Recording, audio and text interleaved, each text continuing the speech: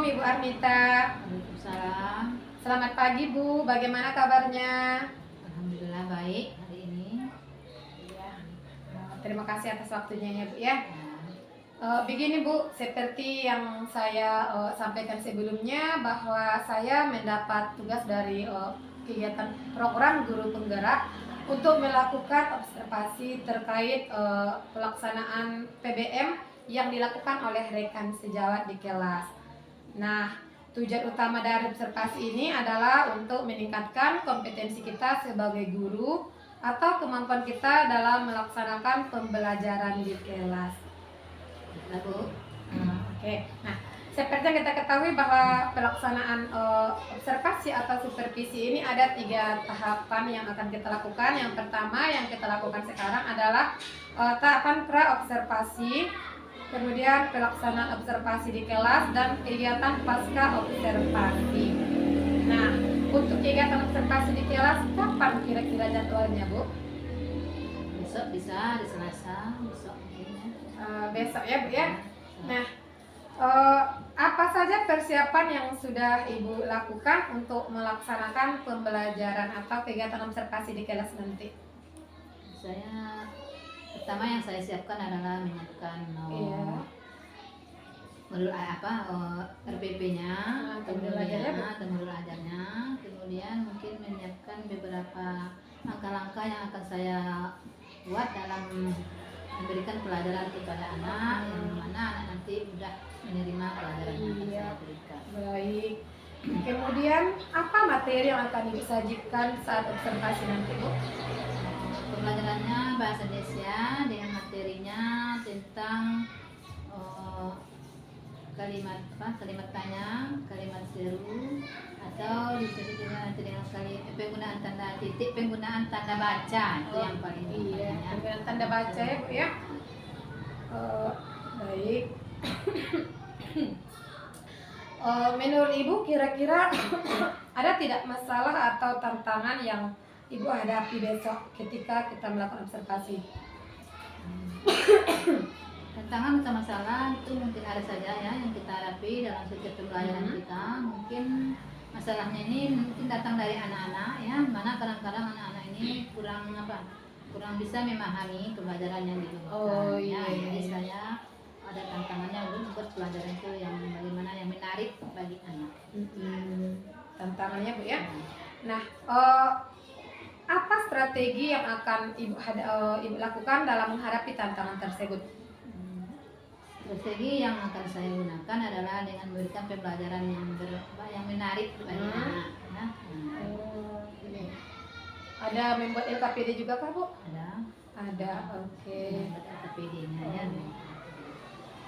Berarti Ibu sudah mempersiapkan perangkat ajarnya untuk besok ya, Bu ya? Iya. Kalau gitu terima kasih Bu, sampai ketemu besok di kelas. Ya, terima kasih atas waktunya Bu. Assalamualaikum warahmatullahi wabarakatuh.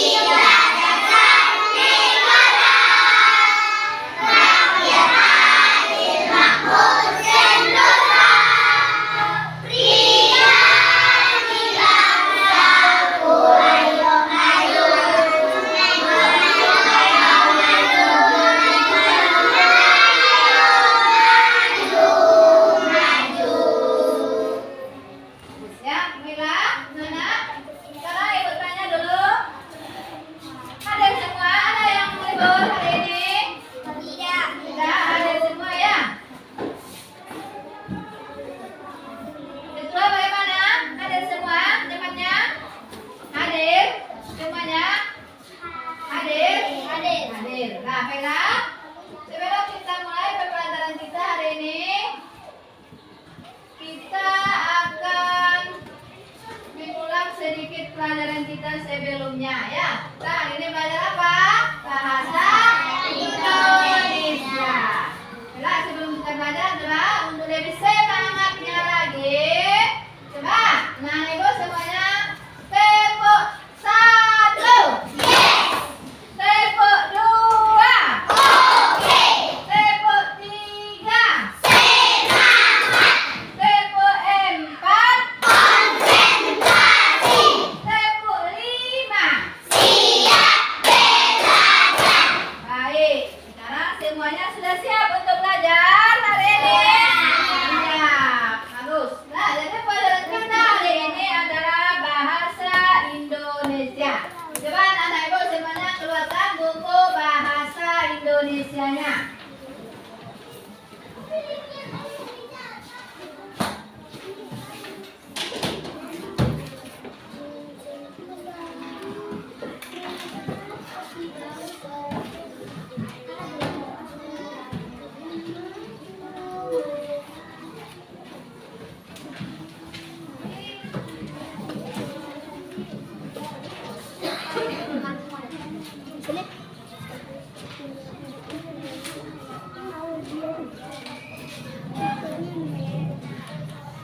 Nah, sudah ambil? Nah, keluarkan bukunya. Nah, baiklah, sebelum dimulai pelajaran kita, Ibu bertanya dulu tentang pelajaran kita sebelumnya. Ya, apa pelajaran kita sebelumnya? Tentang kalimat aktif dan kalimat pasif. Ya, kalimat aktif dan kalimat pasif. Itu adalah pelajaran kita sebelum hari ini. Baiklah, di sini mau bertanya dulu kepada anak ibu mengenai pelajaran kita kalimat aktif. Masih ingatkah anak-anak ibu itu apa saja yang termasuk ciri-ciri kalimat aktif? Pertama, Predikatnya berawalan me atau ber. ya, pada kalimat aktif di sana predikatnya harus berawalan me atau ber. Ingat ya, kalimat aktif itu nanti terdiri dari subjek, predikat, objek, dan keterangan. Jadi ciri yang pertama tadi adalah pada kalimat aktif predikatnya, kan? Predikatnya harus berawalan me atau ber. Ya, predikatnya. Nih, ingat kembali ya. Predikatnya awalannya me atau ber. Ini yang pertama cirinya. Yang kedua, apa ciri yang kedua, Ibu? Ciri kalimat aktif. Birke. Nah, coba siapa yang bisa minta lagi? Amza, boleh? Subjeknya melakukan tindakan secara langsung. Subjeknya melakukan Sekarang udah kunci. kegiatan secara Permisi, langsung. Butaki. Subjeknya sebagai pelaku. Ini ciri yang kedua. Baiklah, Nah, Ibu. Jadi itu adalah pelajaran kita Permisi. sebelumnya tentang ciri-ciri kalimat aktif. Baiklah, sekarang untuk hari ini pelajaran kita adalah tentang tanda baca. Ya, apa pelajaran kita hari ini? Tanda baca.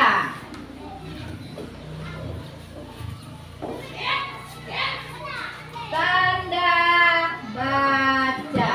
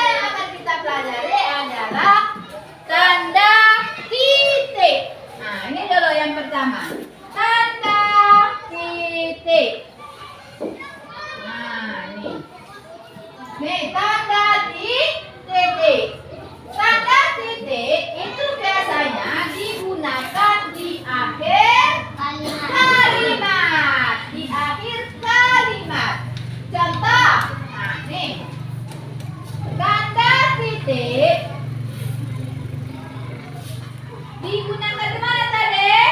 Akhir kalimat. Di akhir kalimat. Di akhir kalimat.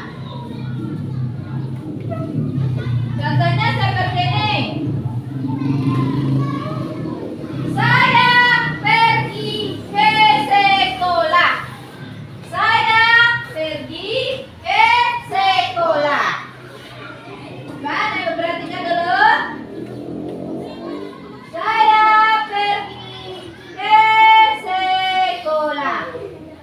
Nah, ini dia di akhir kalimat. Setelah kata sekolah, baru tanda titik. Ya, sampai ya, tanda titik digunakan di akhir kalimat. Itu gunanya yang pertama tanda titik. Kemudian tanda baca yang kedua adalah koma.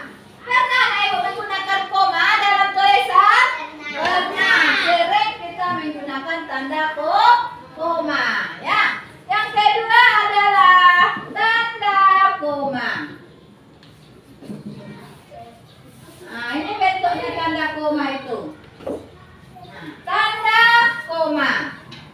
Ya, tanda koma ini digunakan adalah di kalimat yang menggunakan perincian.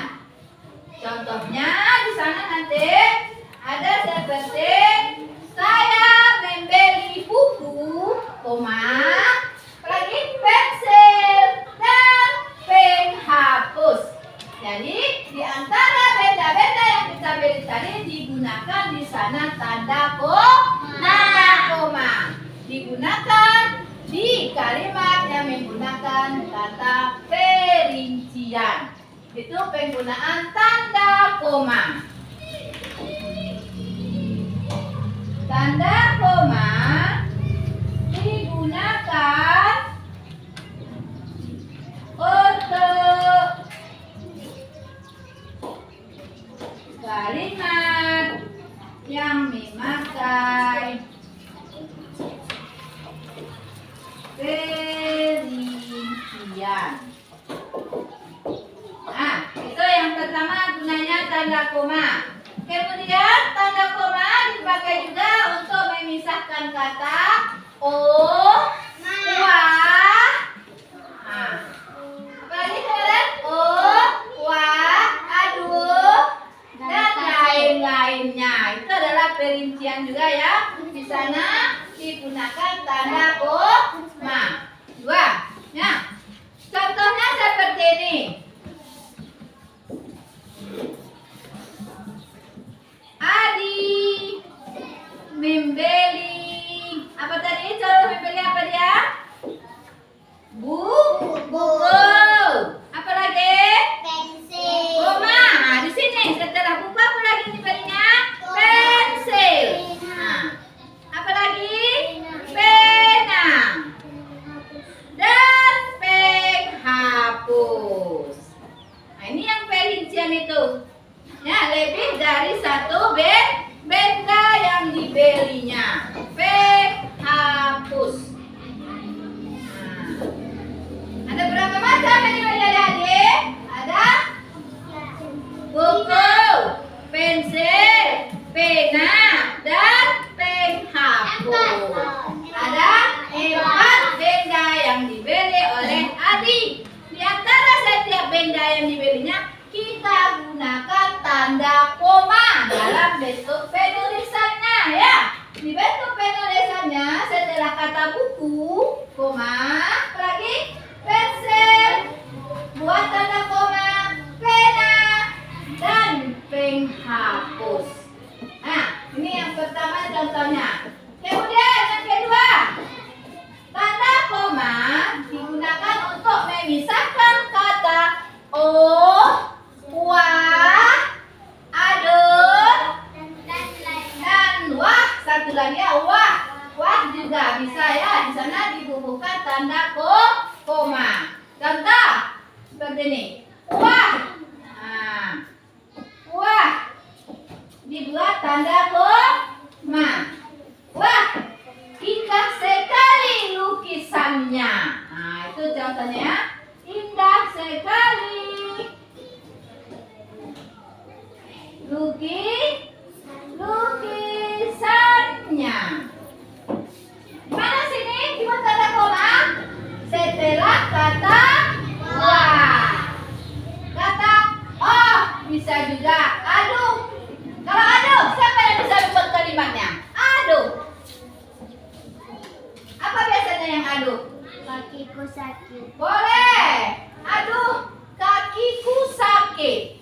Apa lagi? Siapa yang bisa lagi? Kata aduh, boleh. Aduh, lenganku sakit. Bisa. Boleh, bagus. Jadi kamu sudah bisa ya menggunakan kata aduh dan menuliskannya menggunakan tanda koma. Aduh, nah ini. Aduh, kakiku sakit. Kakiku sakit. Baru tanda titik. Nih, jadi yang kedua adalah tanda koma. Nah, yang ketiga, satu lagi tanda baca yang kita pelajari hari ini adalah tanda tanya. Tanda tanya. Nih tanda tanya. Di mana biasanya tanda tanya digunakan? Di akhir kalimat tanya. Pada kalimat tanya itu nanti biasanya memakai kata tanya. Ada berapa kata tanya yang mana ibu tahu? Di mana? Di mana? Bagus. Apa lagi? Siapa? Siapa? Apa lagi? Kapan? Kapan? Bisa. Bagaimana? Bagaimana? Itu adalah bentuk-bentuk kata tanya. Bentuk-bentuk kata tanya ini nanti baru kita masukkan dalam kalimat. Maka jadilah dia nanti menjadi kalimat tanya. Nah ini dia ya. Kata tanya digunakan untuk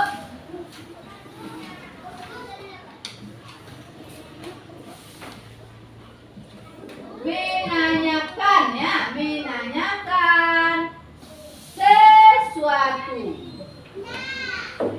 Nah, di sini ada beberapa kata tanya. Ada beberapa kata tanya yang digunakan pada kalimat tanya. Yang dipakai ya, yang dipakai pada kalimat. Kalimat apa? Kalimat tanya. Ya Pak Ustaz? Pada kalimat tanya. Nah, apa tadi kata tanyanya? Siapa? Apa lagi? Siapa? Mengapa? Boleh. Apa lagi? Kapan? Berapa? Apa? Berapa? Berapa? Bagaimana? Dan bagaimana? Nah, inilah nanti bentuk-bentuk kata tanya yang akan kita buat ke dalam kalimat tanya. Nah, dimasukkan nanti dalam kalimat tanya. Nah, contohnya siapa yang bisa membuat kata kalimat tanya menggunakan kata siapa? Apa kira-kira contohnya? Siapa nama? Boleh. Siapa namamu? Nah, iya. Karena kata tanya siapa itu digunakan untuk menanyakan orang. Nah, siapa namamu? Nah, siapa nama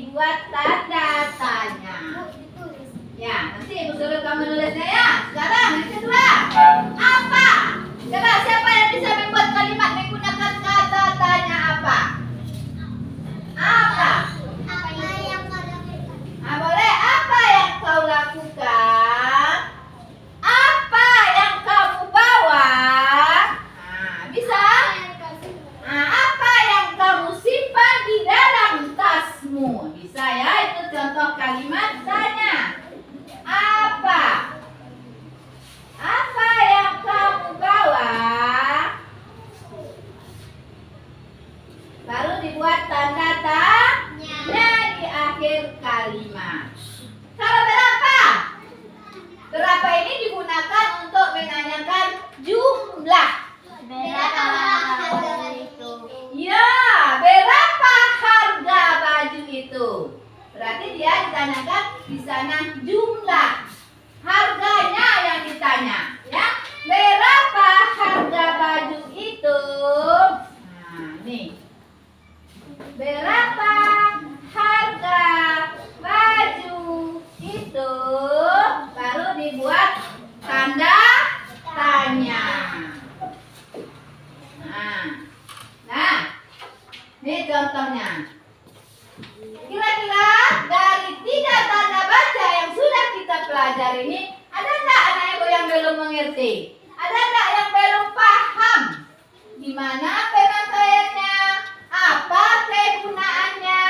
Nah, ada enggak yang ingin ditanyakan? Boleh. Sebelum kita lanjutkan pada pelajaran selanjutnya. Ada yang ingin ditanyakan? Andre?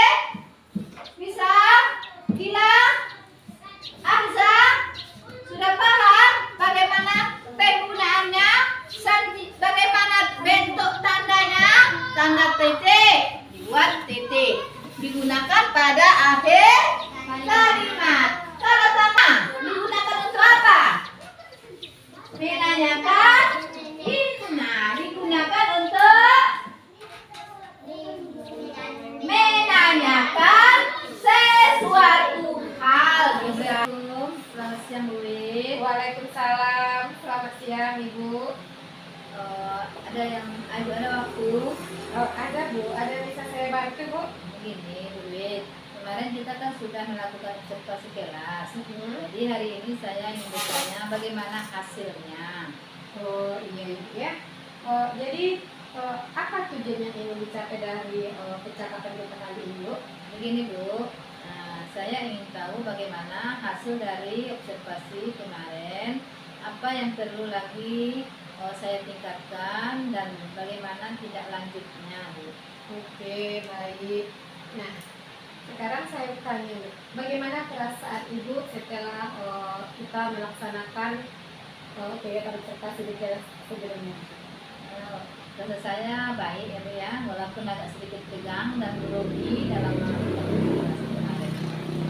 Itu hal yang wajar ya Bu ya, kalau kita amati atau observasi ketika mengajar, tentu ada sedikit perasaan grogi atau tegang ya Bu ya.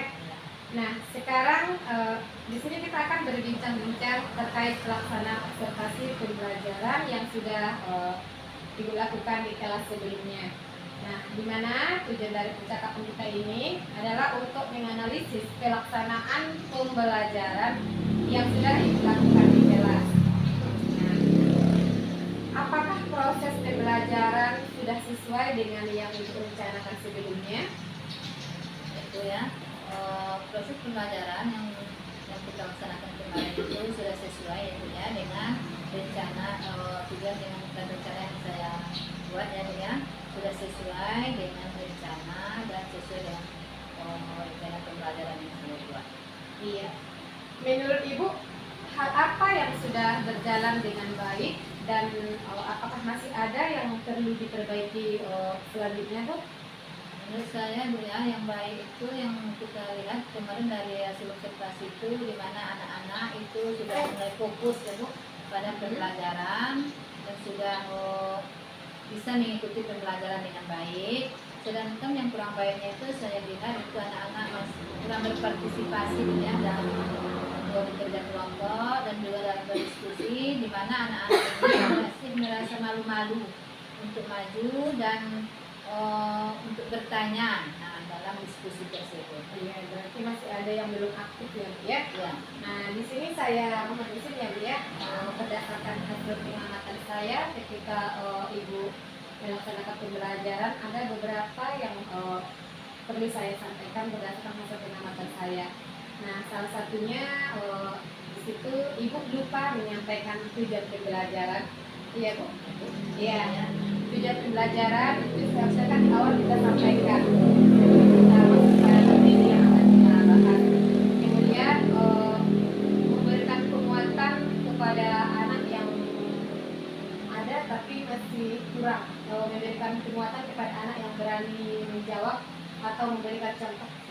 penggunaan tanda baca namanya Bu ya. Nah, di situ. Jadi itu beberapa poin-poin yang saya catat kemarin Bu. Kemudian ada lagi satu lagi memberikan ice breaking. Nah, itu juga ketika kegiatan pembelajaran saya rasa itu sangat penting sekali Bu. Kenapa? Agar anak tidak merasa jenuh ketika mengikuti pembelajaran. Saya rasa demikian Bu.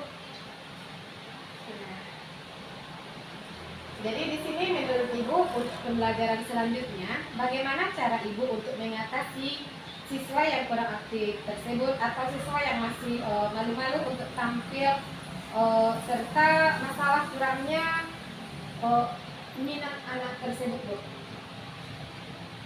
Mungkin saya bisa memberi motivasi ya Bu ya, dan memberi semangat bagi siswa. Kemudian di sini saya juga memberi semangat lagi dan motivasi pada siswa untuk lebih semangat lagi dalam mengikuti pembelajaran ya. Baik. Nah, menurut Ibu, tanggung jawab apa yang bisa Ibu lakukan sehingga siswa Ibu nantinya bisa fokus dan senang belajar di kelas? Mungkin saya bisa mencari strategi dan model pembelajaran yang lebih menyenangkan bagi siswa. Oke. Nah, bagaimana refleksi Ibu setelah mengikuti rangkaian supervisi mulai dari kita melaksanakan pra-observasi dan observasi di kelas serta pasca observasi Bu?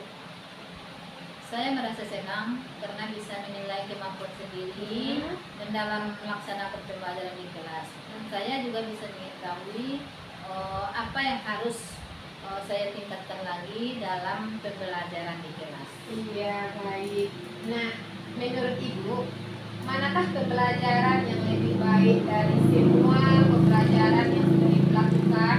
Apakah yang di supervisi ini atau yang sebelum-sebelumnya Bu? Menurut saya merasa senang ya dengan pembelajaran yang sekarang ini, karena dalam pembelajaran yang sekarang ini saya lebih mempersiapkan ya Bu ya dengan maksimal apa yang akan saya berikan kepada murid, ke siswa mulai dari pendahuluan, kemudian saya sampai kepada penuntutnya, kemudian saya memberikan LKPD kepada menyiapkan LKPD, kemudian RPP dan penilaian untuk siswa. Sehingga dalam pembelajaran itu apa yang sudah saya siapkan dengan maksimal akan memperoleh hasil yang memuaskan bagi saya dan juga siswa. Oke. Nah, kemudian ya Bu ya, untuk meningkatkan kompetensi Ibu baik dalam pedagogik, profesional, sosial, dan kepribadian, apa rencana tindak lanjut yang akan Ibu lakukan terkait dengan pengembangan diri Ibu sendiri? Mungkin saya bisa mencari referensi ya, referensi pembelajaran yang menyenangkan. Kemudian mungkin saya bisa mengikuti pelatihan di kelas atau mungkin webinar-webinar yang sekarang banyak ya dilaksanakan. Dan juga mungkin saya bisa lebih banyak mengikutinya webinar tersebut melalui PMM. Oke, alhamdulillah ya Bu ya. Rangkaian supervisi sudah kita laksanakan dengan baik, mulai dari observasi pembelajaran di kelas. Nah, sekarang kita juga berdiskusi terkait tentang analisis dari pelaksanaan observasi di kelas. Senang sekali kita mengikuti kegiatan supervisi ini bersama Ibu. Mudah-mudahan kegiatan ini mendapatkan berkah bagi Ibu dan saya sendiri, sehingga kita bisa lebih baik lagi dalam melaksanakan pembelajaran di kelas nantinya. Baik Bu. Oke, terima kasih atas waktunya Bu. Saya akhiri. Assalamualaikum warahmatullahi wabarakatuh.